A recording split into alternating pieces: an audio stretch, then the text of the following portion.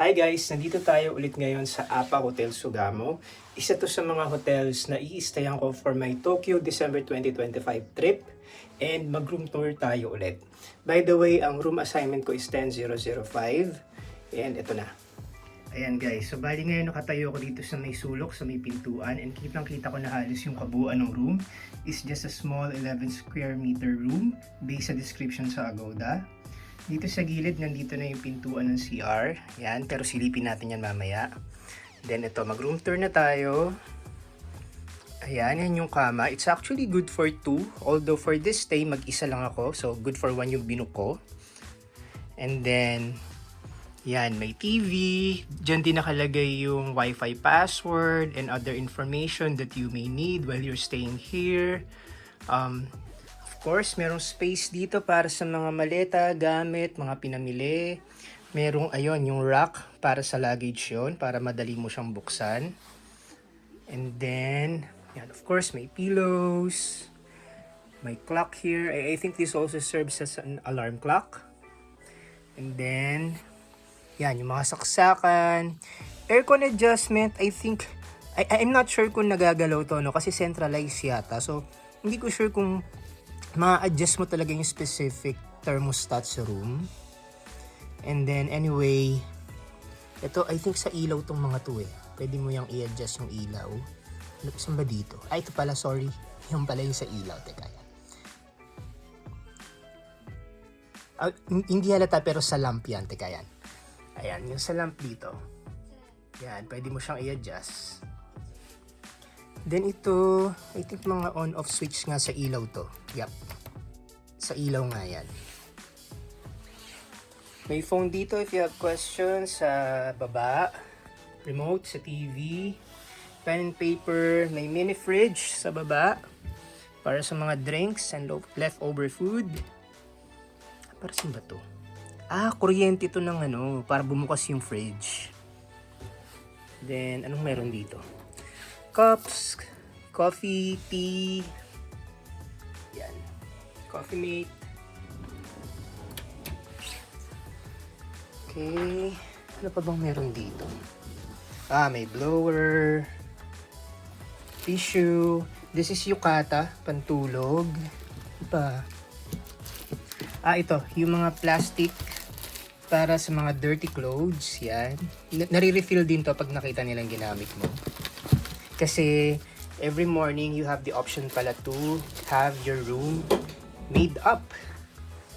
Teka, pakita ko. Balik tayo sa may pinto. Ayan o, ito. Yan, lalagay nyo to dun sa labas ng pinto nyo kung gusto nyo may maglinis nung kwarto nyo. Or kung ayaw nyo, yung wag nyo to lalagay kung ayaw nyo. Yun, hindi sila papasok sa room mo. Iiwan lang nila sa labas yung mga refill ng towel and iba pang amenities. Tapos, ano pa ba? Ayan. May mga hangers din pala dito para sa mga jacket, damit. Of course, may full body mirror. Yan, para makapag-check ng OOTD. Yan, merong table dyan. As you have seen earlier, lalagyan ng mga stuff nyo, mga pang skincare, kung ano-ano. Nagpo-provide din sila ng bottled water, which they also refill every day. Ano pa ba? Well, teka, upo muna ako. Dito na lang. Yung isang hinabol ko dito sa Apa Hotel Sugamo, although it's not super central, is of course, relatively affordable yung rates niya compared kung magstay ako sa Central Shinjuku or Shibuya. And then, itong branch na to ng Apa Hotel Sugamo, merong onsen sa top floor nila. Yung parang is it considered a bathhouse ba? Hindi. Basta yung parang ini-emulate niya yung parang spring water, ganun, hot spring water. Pero of course, hindi siya natural. Pero yun, meron siyang onsen sa taas.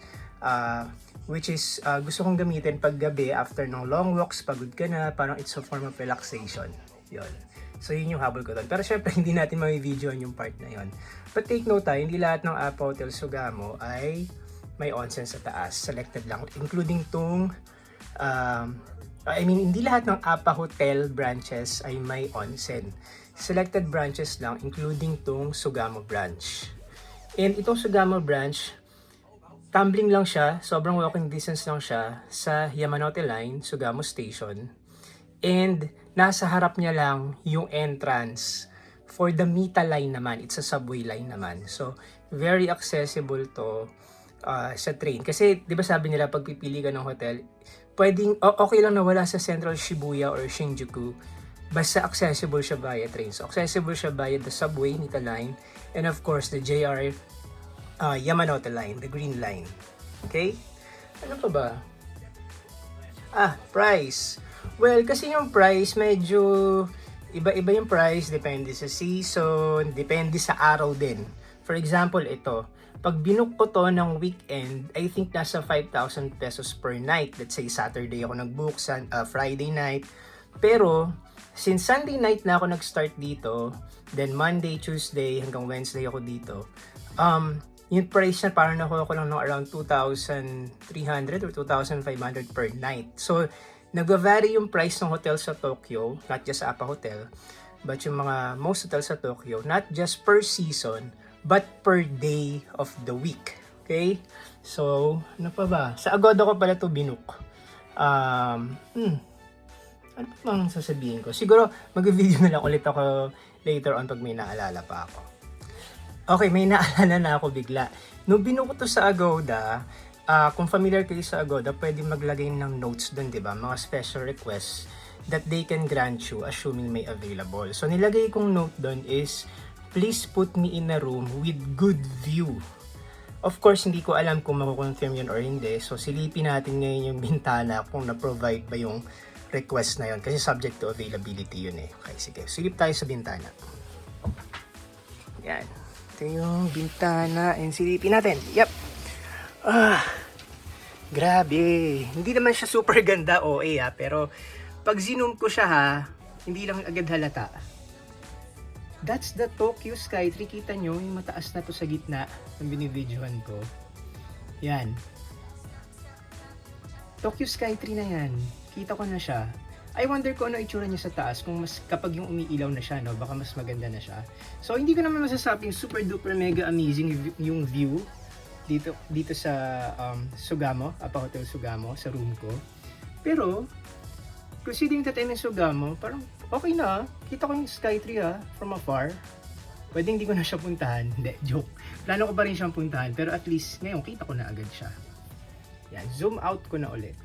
Pag zoom out ko, parang akala mo hindi siya kitang-kita, pero actually, nakikita ko talaga siya. Hindi siya ganun ka-tiny compare sa camera.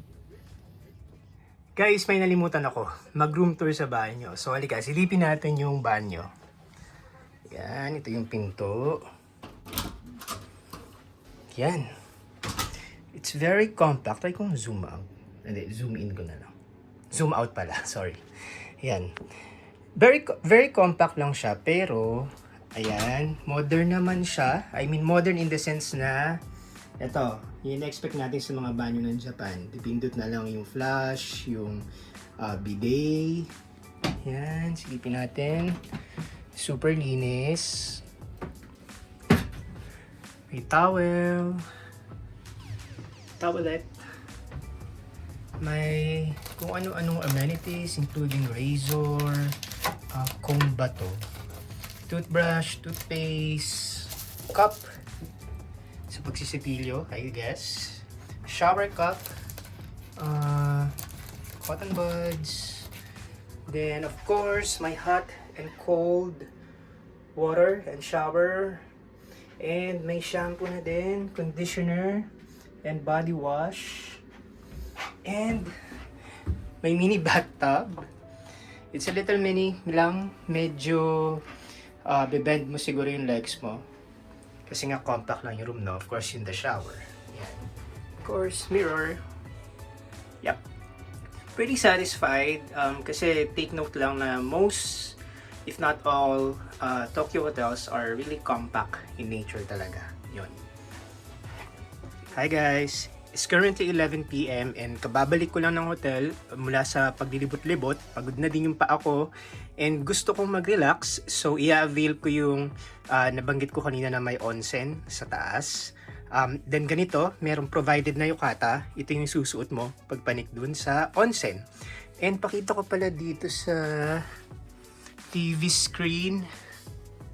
Ayan, nakalagay na yung hot tub crowding situation. Ayan, kung crowded or hindi. Sa men's pa daw, medyo a little crowded. Sa women, it's vacancy yung term nila. So, maluwag. Yan. Pakita lang ulit natin ha. Yan.